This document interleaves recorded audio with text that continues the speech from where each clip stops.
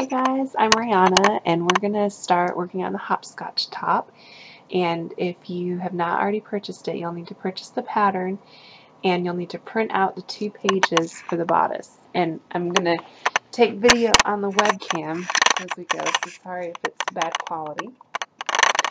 And as you can see here, so you can see my hopscotch printout. What we're going to do is we're going to cut out the size that you need, and you're going to tape this section right here to the top. And I'll be back after I get that finished.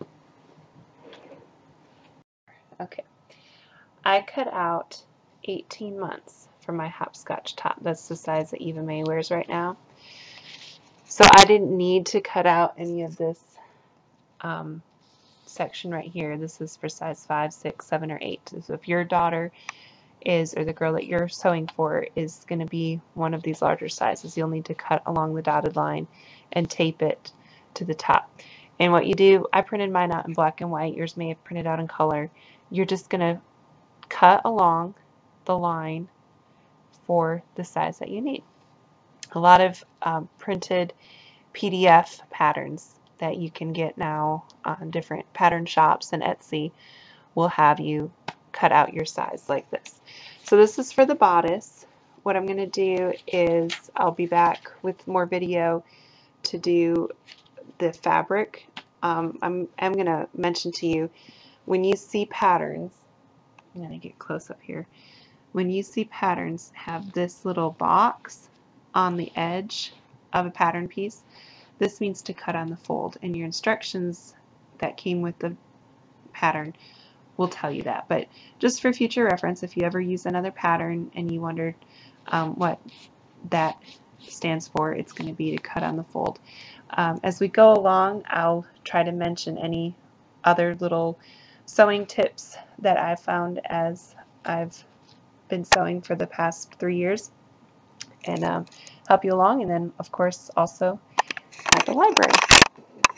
Okay, I'm going to start with the skirt section. So if you look at your pattern, you'll see on the PDF file, you will see a grid where it tells you the size and then what sizes you'll need to cut a fabric for the skirt section, for the accent piece on the front of the bodice, and also how much fabric to cut for the little flutter sleeves. And the skirt section can come in 3 sizes. You can do as a top, as a tunic, or as a dress. And what I did is I looked at the 18-month size for the dress length. And what I'm going to have to do is I'm going to have to cut a piece of fabric 13.5 inches long by 34 inches across. That will give Eva May's, once it's on her bodice, it'll start at her waist and go down 13.5 inches. Well, a little bit less than that because you have to consider the hemming and the seam allowance. But look at your measurements and I'll show you what I'm going to do for mine. So I need 13.5 by 34. So here I have the fabric that I'm going to use for the skirt. I took my measuring tape and I measured 34 inches. My webcam's not going to go that far. 34 inches over. I'm going to move the fabric up so you can see where I marked it. And I marked 34 inches with a water-soluble marker. This is what it looks like. There we go. It's called Mark Be Gone. You can get it at Joann's, so I use this all the time. So I just marked where 34 inches is over, and then also where 13.5 inches goes. And what I'm going to do is I'm going to cut this piece of fabric, this rectangle. Okay, now you can see where I have cut the long rectangle, 34 inches by 13.5 inches, and this is going to be the skirt section. So I'm just going to set this aside now. Okay, so I have my accent pieces. This is for the accent of the bodice, the 2.5 by 5 inches. These are the flutter sleeves, the 7.25 by 3.5. And now I'm going to show you what we're going to do next. Now, I think a lot of people, when they first begin to sew, I know for me it was really intimidating to actually get the pattern and to pin the pattern and to start cutting out the fabric. It's really not that hard. Once you start doing it, you gain more confidence. And if you've already done these and you're comfortable with sewing, just, I guess, humor if you want to watch these videos or not. I know that there are a couple of people that have said that they've been not comfortable with sewing with patterns, so I just want to encourage you that you can do it. It's not hard. What I have is the bodice piece. This is the one I was telling you about. You're gonna cut it on the fold, so you'll see that I've just cut a piece of fabric so it's easier to go ahead and work with instead of using the whole yardage. But you're gonna fold it and get the size that you'll need. You're gonna place the pattern on it. I'm sorry, my webcam isn't on it correctly. So you'll place the piece against the fold. You'll pin, I've got some of my pins here, you'll pin the paper to the fabric so that it doesn't move on you, and then you'll cut it out. So that's for the bodice front. You'll also need to do this, I forgot to get my lining fabric, but you'll also need to do this again for the lining. You're going to cut one, it says an outer, that's going to be this fabric, and then one for the liner, and I haven't decided what I want to use for liner. I might use the skirt fabric as the liner, but that's for the bodice front. And then for the bodice back, you will need to cut one left and one right. And what I did here is I just cut another square again like I did before. I'm not going to pin to the fold because I am actually going to cut on the edge around this whole section here, and then again here.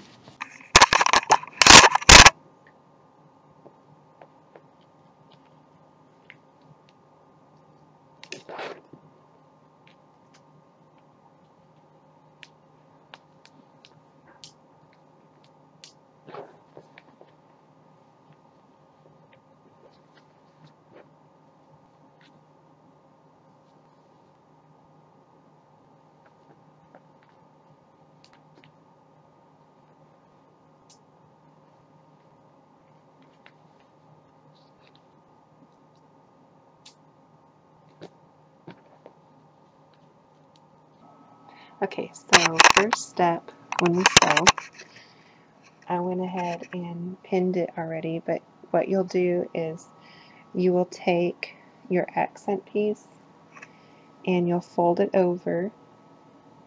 If you can see this, you'll fold it over and iron a crease and lay it on top of your front bodice, and I'm going to pin it and run it through the sewing machine.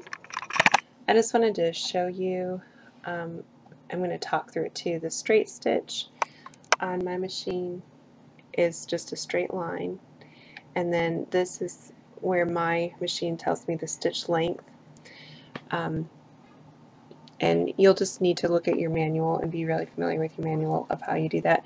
With quilting cotton that I'm using, and hopefully that you got some cotton, just plain cotton for your garment too. It's called quilting cotton, so if you're in Joann's, it's in the quilting section. I wouldn't get any knit to start with. Cotton has the cutest prints, and it's really easy for a beginner to start sewing with. So all that to say, when you're making the stitching onto the bodice, just use a straight stitch, and then also at the beginning and at the end you'll want to do a back stitch. On my machine, that's this right here, and we'll go over this in the library session if you're able to make it, if you're not familiar. So just run your machine and Try to keep it as straight as possible. It's hard doing it one-handed. So I'm coming to the end. I'm going to push my back stitch and make a back stitch to keep the thread from unraveling. Just do it a couple of times, like 2 or 3 times.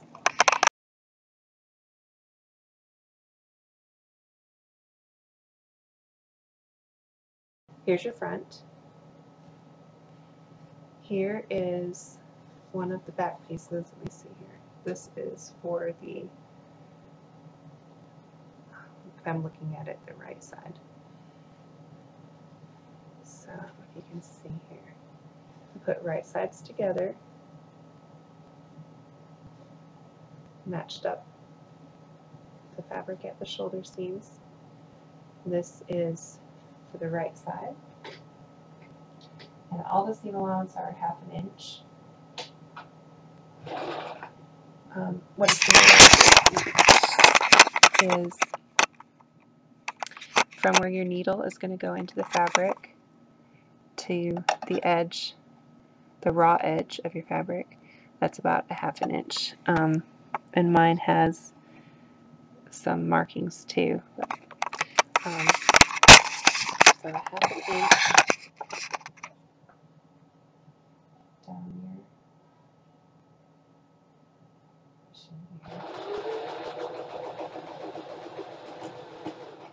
And again, do your back stitch from the back. Alright, so that is one shoulder. I'm going to do the same thing, attaching the shoulder. Here's the front, the bodice, and here's the back section, the left section, and running it through.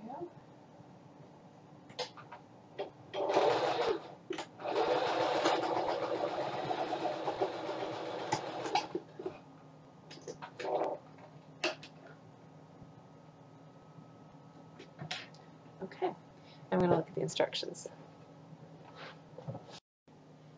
Okay, so I looked at the instructions, and the next thing to do is to do the exact same thing with your lining fabric.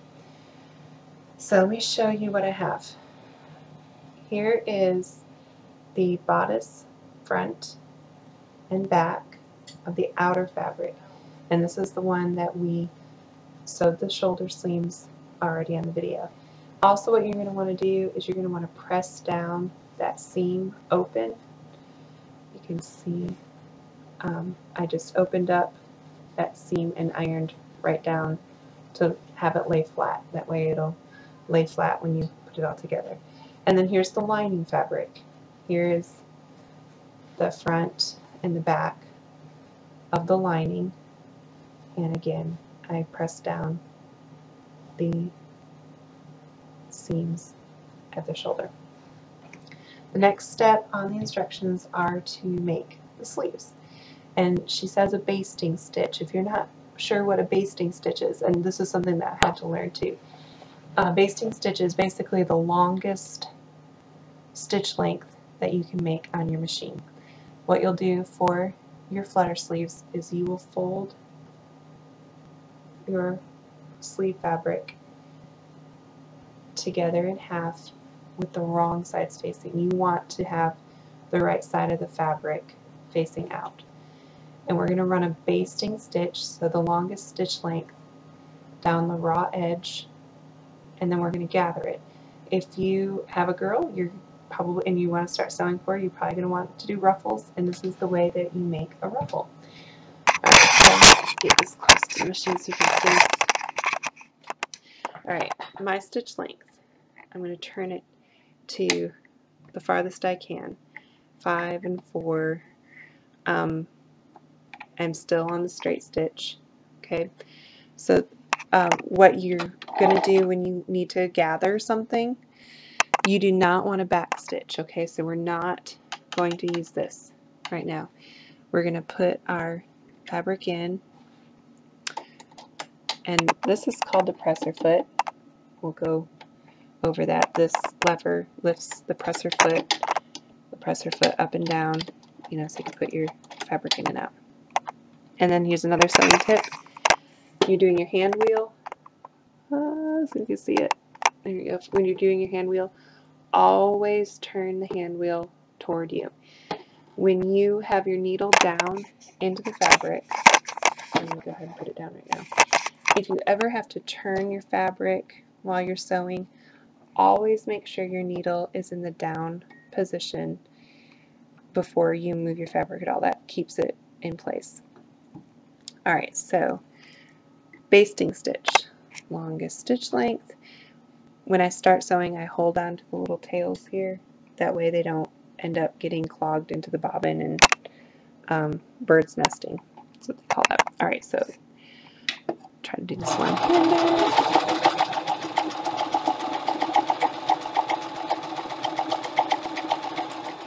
Okay, remember I did not, and then when you finish something, you always want to make sure that the needle is all the way in the highest position.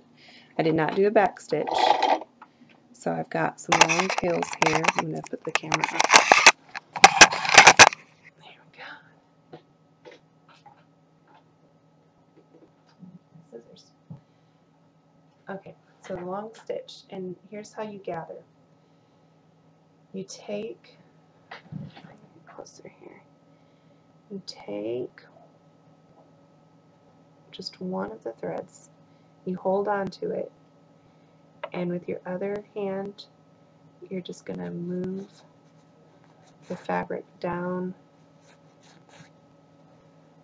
the stitch, and then you can also do it from the other side if you feel like you've got some resistance. So from the other side, take one, hold on to one. They say hold on to the bobbin side, the underside. You can't really tell on this. Alright, so you can see that. According to the PDF instructions, that's what you're going to do. You're going to gather it into a little circle shape.